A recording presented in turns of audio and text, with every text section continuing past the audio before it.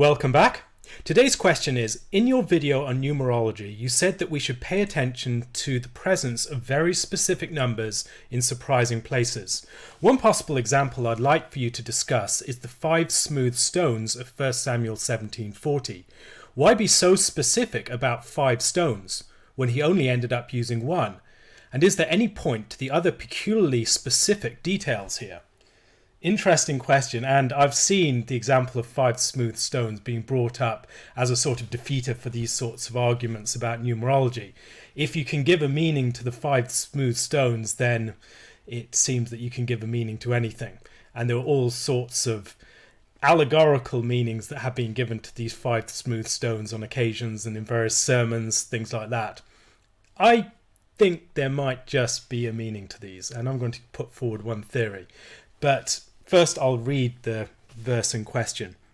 Then he took his staff in his hand, and he chose for himself 5 smooth stones from the brook, and put them in a shepherd's bag, in a pouch which he had, and his sling was in his hand. And he drew near to the Philistine. So the Philistine came and began drawing near to David, and the man who bore the shield went before him. And when the Philistine looked about and saw David, he disdained him, for he was but a youth, ruddy and good looking. Now, there is an interesting collection of details there. We have things like, why smooth stones? Why from the brook? Why mention that? Why mention that he put them in a shepherd's bag and pouch? And why mention these other sorts of details within that context? The drawing near and all these sorts of things playing out. It seems to me that this will not make sense by itself, and if you are just relying upon these verses, it would be a difficult theory to put forward. But I think that there is a connection here, and the connection that illumines this is the broader way in which the whole of the books of Samuel are playing out the story of Jacob. And if you look through the story of Jacob, you'll see a number of key characters that are juxtaposed with Jacob. Jacob and Isaac, Jacob and Esau, Jacob and Laban, Jacob and Rachel, and all these characters are part of a broader narrative. And in the story of David, we have these things being played out. One of the reasons I wanted to answer this question is because I've just done an article exploring some of these themes as they appear late on in the life of David, after his sin with Bathsheba, and how the story of Jacob plays out in all its most tragic elements.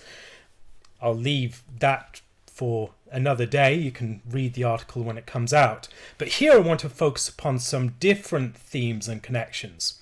Within the story of Saul, we have Saul juxtaposed with David in a number of key ways. So Saul is in some senses like Isaac. Like Isaac, he's the one who fails, doesn't want to give the inheritance to the right son. He wants to give it to Jonathan instead of David, and that sets Jonathan and David up in a sort of Esau-Jacob type rivalry. In a similar way to Isaac, he's someone who's deceived by a woman of his house using goat skin concerning his son. And that is something that happens in the story of Michael. And as David escapes, we see that being played out.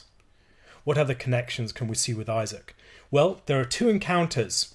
There are 2 encounters where in chapter 24 and 26, there is the theme of blessing at the end. And David comes to Saul in both cases, and Saul is in both cases in a position of blindness. First, in the blindness of the darkness of the cave, and second, in the blindness of sleep. And in both cases, he takes something. And it's some sign of status, some sign of inheritance. In the first case, he takes the corner of his robe, which is associated with his rule, his kingdom. In the second case, he takes his spear and the jug of water next to his head. Again, signs of blessing and authority. And it's associated with with David's juxtaposition with Abner, who's Saul's right-hand man. And these 2 people are competing, as it were, for the top status next to Saul within the kingdom. And David puts himself, particularly in chapter 26, as the alternative to Abner. Look, Abner's failed you. He's done really badly in this case, and shouldn't I be implicitly the right-hand man? And that both cases we see Saul saying, "Is this your voice, David, my son?" Now that reminds us of nothing so much as the story of Esau and Jacob and Isaac's blessing of Jacob. The voice sounds like Isaac. Well, it sounds like Jacob, but everything else seems like Esau. So there's this question of the voice of the son. And that question rings out in a very powerful way within that context. So we see there that there is this connection between Isaac and Saul. Saul fails to bless the right son. What else is there? What else could we see as a sort of connection? He's also the character who's like Laban. Laban is one who switches his two daughters. When he's promised one of them to Jacob as a wife, he switches them round and gives Jacob the wrong one. Saul does exactly that to David. He switches round Merab and Michal. And so David marries Michal instead of Merab. And so he's cheated. And he's a father-in-law who's a wicked father-in-law who's conspiring against his son-in-law. In other cases, we see that he pursues David away from his house. We see that there's another situation where he's like Laban. He's like Laban in his attitude towards David and being drawn back from the final act of vengeance. That God intervenes, as it were, and peace is made between the two of them. And they go their separate ways. There are connections with Laban in the deception of Michal again. In both cases of Rachel deceiving her father Laban and Michal deceiving Saul, there is the rescue of the son-in-law or the escape of the son-in-law and a case of deception involving teraphim, household gods. And we see that in both of those stories. So there are connections there with Laban. We also see connections with Laban and Nabal. Nabal is, in Hebrew as in English, Laban backwards. He's a fool, he's someone who's ungrateful, who doesn't reward David or Jacob for the work that he has done. And in that story, we see an interesting twist, which I might get to at some point later on in this discussion. What other connection is there? He is like Esau. He's the one who's rejected from the inheritance. He's the one who despises the birthright. And we see these two characters of Esau and Jacob, and then David and Saul played off against each other throughout the narrative in very subtle ways. But if we're not paying attention to it, we're missing a lot. We need to hear these things. If we're careful readers of scriptures, we will notice these things. And the way they're played off against each other is through various subtle signs. So, for instance, the signs of the kingdom that are given to Saul involve the messengers saying that his donkeys have been found. Then some people with goats, with wine, with bread, and carrying those items that encounter him on the way. And then there are people playing musical instruments with the Spirit of God coming upon him. What happens when David is sent to Saul? He is sent with a donkey, bearing a goat, bread, wine, and bearing a harp to play music, to remove the evil spirit and to bring rest to Saul. And David, of course, has the Spirit of God with him. So all the signs that are associated with Saul's kingdom are borne by David. David is a kind of Saul-like character. He's a new Saul in a number of respects. We also see the Saul connection with the violence and the vengeance that's associated with Saul. He's an Esau character who wants to avenge himself upon his adversary. And he sees that David's name is being lifted up. Saul has killed his thousands, slain his thousands, David his tens of thousands. There's this rivalry between them. It's not just between Jonathan and David, a sort of Esau-Jacob conflict, and Saul is Isaac. No, Saul is Esau, or Esau, we could call him. And as Esau, he's someone who is in direct conflict. And we see him switching between these roles as Isaac and Esau, as it were, on various occasions. So, for instance, he says in chapter 24, "Is this your voice, David, my son?" And then his immediate response after that is, "Saul lifted up his voice and wept." Where have we heard that before? It's exactly what Esau does when he hears that he does not receive the blessing. There's a switch, and they have the Isaac character. You have the Isaac character who gives the blessing, and then the Esau character who weeps when he sees that he does not get it. And Saul switches between those two. So immediately after he says, "Is this your voice, David, my son?" he then lifts up his voice and weeps. And then he declares the blessing. He declares that David is the one that will receive all these things. And that happens at the end of chapter 24 and then the end of chapter 26. And there are two encounters there. And between those two is this time engaging with Nabal. And I think that's correct. As building out this thesis a bit more, there's the first encounter with Isaac and the blessing that's involved there. And then the next encounter that occurs with Esau after he returns from the time with Laban. And these two themes are associated. Now, what else is going on? Within this story, we see Esau and Saul as two characters bound together. And then Isaac and Saul.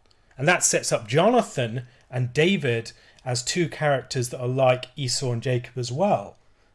They have an encounter within chapter 20 that is very reminiscent of the encounter between Esau and Jacob after their rivalry has gone. So we see, now as soon as the lad had gone, David arose from a place toward the south, fell on his face to the ground and bowed down 3 times. And they kissed one another and they wept together, but David more so. That's exactly pretty much what we hear when Esau and Jacob meet after the crossing of the Jabbok. So there's a significant reconciliation. These two are not rivals. So Esau and Jacob, in the case of David and Jonathan, is not a rivalry, but it's a friendship. It's the relationship that exists between Esau and Jacob after they have reconciled. But then we also see Saul is Esau. He's Esau type character. And there's a similar sort of event when after he meets with David in chapter 26, he invites David to come back with him. And then David just goes his separate way. There's a difference. There's a separation between them at that point, much as there is after Jacob encounters Esau after returning from the house of Laban. And Saul says to David at the very end, "May you be blessed, my son David. You shall both do great things and also shall prevail." So David went on his way and Saul returned to his place. It's similar to what we see in the case of Esau and Jacob at the end of that encounter. And there are a number of similar themes here. So Saul is like Esau who despises his birthright. He's removed from the kingdom. The blessing goes to David instead. And David is that younger son. He's the youngest son of his house. He's the one who's raised up over his brothers. And he's one who is in many ways a supplanter. He's someone who uses tricks in the house of Abimelech and else in other places like that. He's someone who uses tricks to get his way. He's very similar to Jacob in that respect. A lot of cunning and ploys to get his way. What else can we see? In the story of David, there are very peculiar details that associate him not just with Jacob, but with Esau. And this is surprising to us. Who are the two characters in Scripture that are described as ruddy? There are only two of them. One is Esau and one is David. And so David is immediately introduced to us as ruddy and beautiful and fair. He's someone who's very attractive and he's ruddy. And these features are similar to the features of Rachel and associated with Jacob and the features of Esau. Later on, we see him connected with Esau in a more negative way when he goes out with 400 men to attack in the story of Nabal. And then Abigail brings him back to his Jacobness by sending over gifts, waves of gifts ahead of her. And that's exactly what Jacob does in his encounter with Esau, when Esau comes to attack him with 400 men. These details are not accidental. When we see these specific numbers, we should be alert. We should be paying attention. There's not always a meaning to them, but often when we see those sorts of details, there is very much a meaning to them. There's a meaning to the places that things happen. There's a meaning to other details like that. Now, we'll be getting to the story of the encounter with Goliath soon, but just think about these details a bit more. We're playing out the story of Jacob and Esau, and we're playing it out in a different way now. What we see is that the Jacob character, the character who's predominantly Jacob, is also a character that has Esau-like characteristics. Unlike the earlier Jacob, who is a man of tents, he's a shepherd, perhaps, whereas Esau is a man of the field. And we're having interesting encounters that play on those themes. So the encounter between Esau and Jacob as David and Jonathan is within the field. It's in the context of hunting, the arrows, and this action using weapons. This is something that's associated with Esau. Esau is a hunter, a man of the field, a man who gets game. Now, Jacob is a man who dwells in tents. He's a mild man. He's a soft, smooth-skinned man. Whereas Esau is hairy and ruddy and tough and all these sorts of things. Esau is associated with wild goats. And sure enough, we see David associated with the place of wild goats in, I think it's chapter 24 verse 2. Then Saul took 3,000 chosen men from all Israel and went to seek David and his men on the rocks of the wild goats. David is associated with the wild goats just as Esau is. And we see within the story of Esau, there's a play upon words. Seir, the place where he lives, goats and hairy, all these things are related in the terminology in the Hebrew. They're playing upon the terms. So you're supposed to hear the puns. And we see the same thing used in the story of the deception of Laban. Laban is deceived using the poplar strips from the poplar tree, which is associated with Laban's name, with Luz, a tree associated with Luz, and then also with cunning. And in each of these cases, it's playing upon key terms within the narrative, key terms associated with Jacob. And earlier on, we see that Esau is deceived using the red stuff, and then immediately after that called Edom.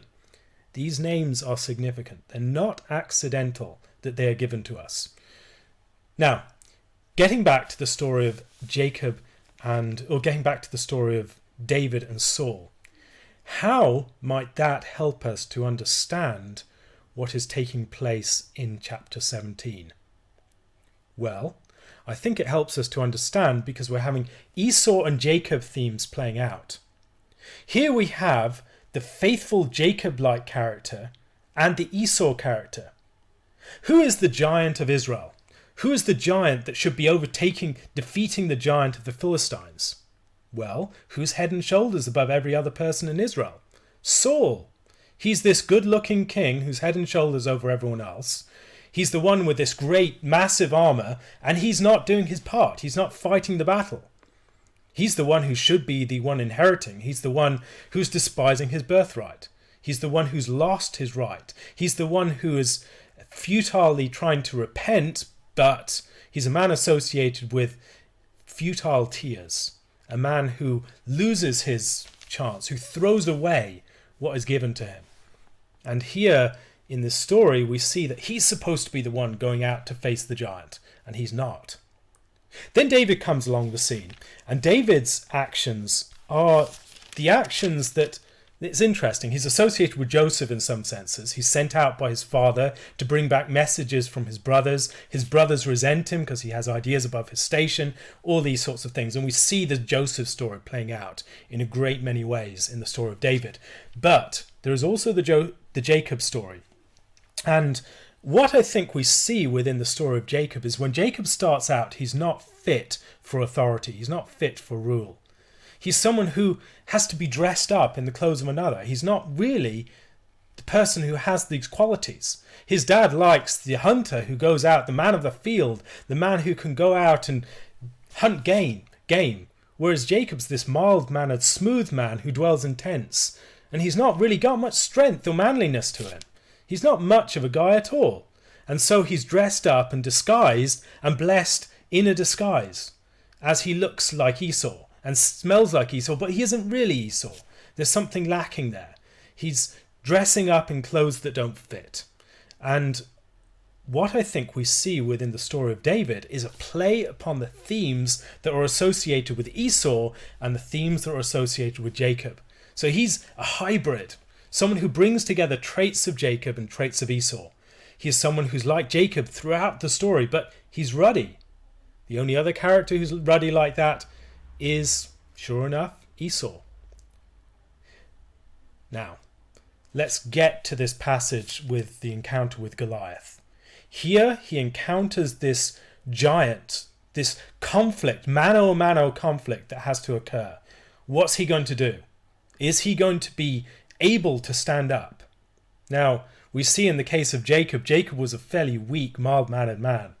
He was smooth. He wasn't really able to do these things.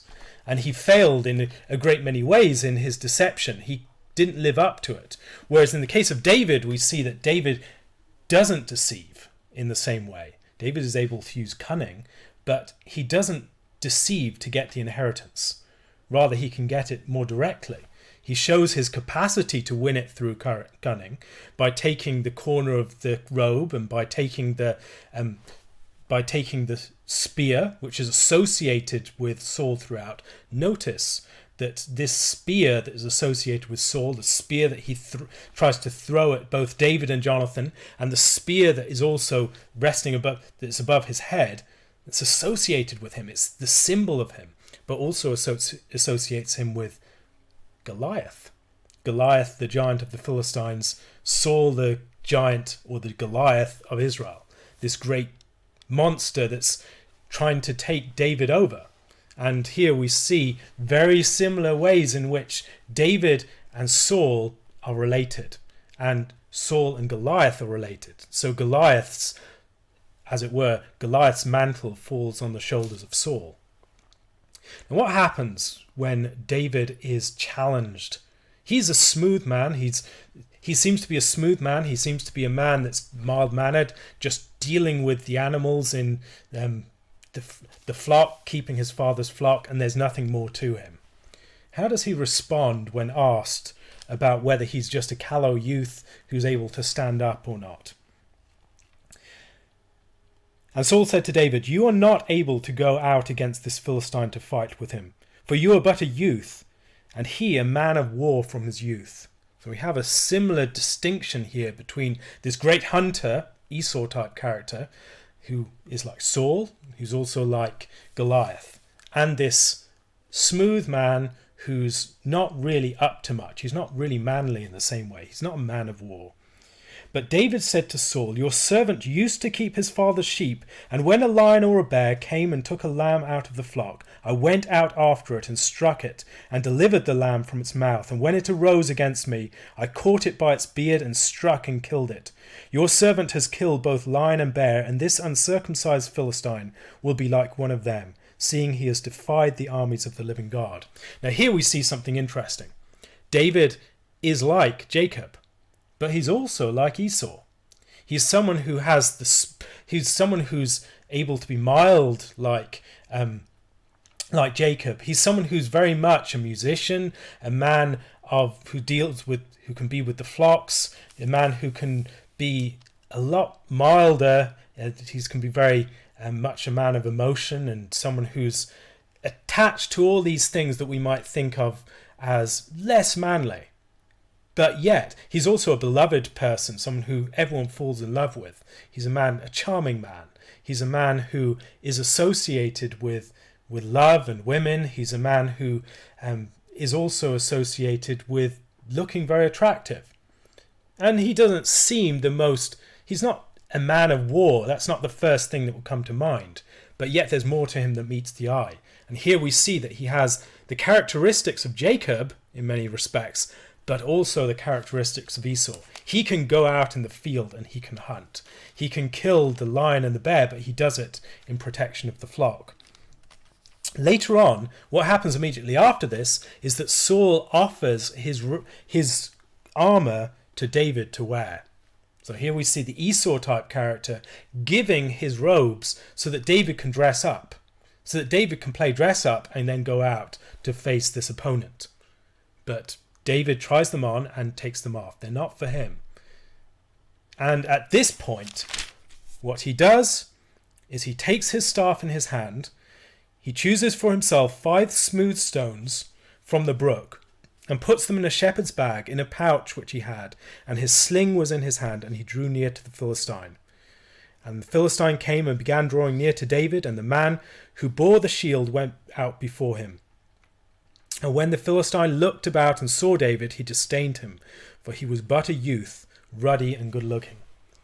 Okay. Think about the details of this story. What does it remind you of? Taking his staff in hand, going to the brook, taking stones, and then drawing near to this opponent for combat. It's the story of Jacob in chapter 32 of Genesis. It's when he's drawing near to the brook Jabbok. It's where he takes his staff in his hand and he's preparing to meet Esau, his brother. And they're drawing near to each other. They're approaching each other. And the tension is ramping up. And it's also the conflict, that great conflict with the angel at the ford of the Jabbok.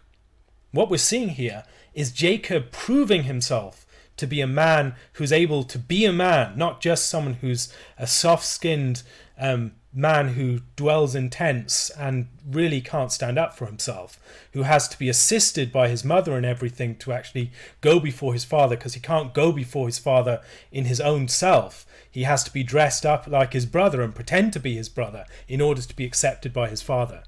No, this is a man who's strong enough to wrestle with the angel. This is a man who can meet his brother face to face. And here we see that David is drawing upon all those themes. And these words, many of the words used in this verse are not common, but they're associated with particular events in Scripture. So if you read chapter 32 of Genesis, you'll see a few familiar details.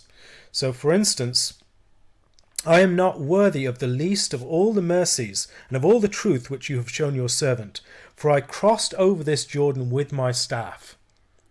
The reference to the staff, and now I have become 2 companies. And later on, he sends them over the brook, Jabbok. And so what does David do? David goes to the brook, and he takes 5 smooth stones, and he puts them in he takes his staff, goes to the brook, takes 5 smooth stones, and puts them in his shepherd's bag, and then takes his sling, etc. These details then. How can all of this network of connections help us to understand the details? Well, what I think we're seeing here is a hybrid of Esau and Jacob, of a Jacob that has come of age, that has a Jacob raised to his full stature, a Jacob who is no longer dressing up in borrowed clothes, like David would have been if he'd worn the armor of Saul, the Esau character. He isn't dressing up in the clothes of his brother Esau. Rather, he's coming with his own clothes, where he has come of age. He's a warrior shepherd. Now, Jacob is a shepherd in the house of Laban. He's someone who's associated with his mother even there. He's really associated with his mother through all this story. He's associated, first of all, with his mother, who dresses him up, who prepares the meal for him, does just about everything for him. And he's got no initiative of himself, really. And then he goes to his mother's family, his mother's brother, his uncle, and then marries the 2 nieces, his 2 cousins, Rachel and Leah, and this is again an association with his mother. He's not really leaving his mother's house and coming into his own as a man. But yet, that's what happens when he crosses over the brook and when he meets the angel of the Lord and wrestles with the angel and then meets Esau, his brother, face to face. That is Jacob come of age. There's Jacob when he's truly arrived. And this, I think, is what we see within the story of David, that David has the character of Esau and Jacob, which is why, incidentally, we see the second reference to David being ruddy at this point. Just as he was referred to as ruddy the first time he's introduced to us, as he approaches, he's described as ruddy by Goliath. Because Goliath sees this character who has characteristics of both Esau and Jacob. Now, the details: 5 smooth stones. Why smooth stones? Because the word smooth, when it's used in scripture, is very associated. It's used as a word that is strongly associated with Jacob. If you read in Genesis, that is the word that is associated with Jacob. He's smooth. And so that smoothness needs to be covered up in these ill-fitting clothes to make him appear like Esau. But here we have someone who takes the staff, this sign of Jacob, takes smooth stones, again a sign of Jacob, and he puts them in a shepherd's bag. Now the bag is also associated with some of the things that Esau takes out to hunt in the field. Now this is again a conflict that occurs within the field. There's this whole concept of the field is very much associated with characters like Cain, Nimrod, with characters like Esau, these hunter type figures, and these characters like Saul and Goliath. These are men of the field, men of war.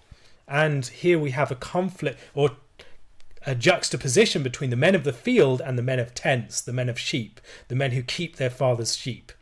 And we also have encounters with the field between Joseph and his brothers. Again, someone who is associated very much with his mother, with a sort of doting father. He's not really come of age. He's not really come into his own. Later on we'll see that he does.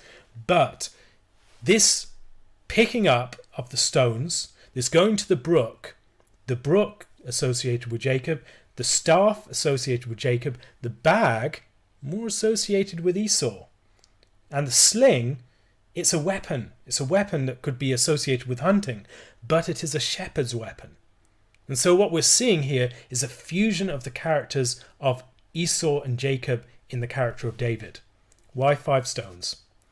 5 stones, I would suggest, because of all the characters in the Bible, Jacob is associated with establishing stones, memorial stones.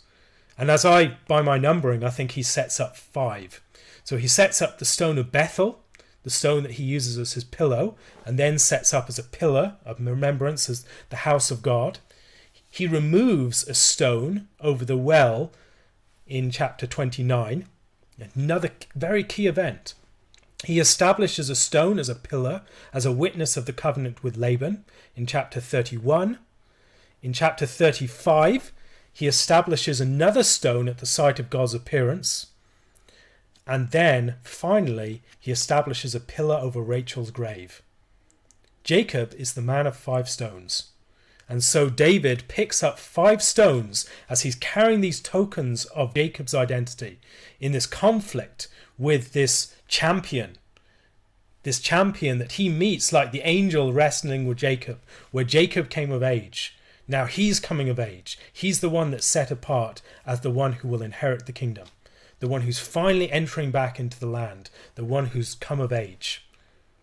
And so, what we have after this story is he does not take on the clothes of this Esau character.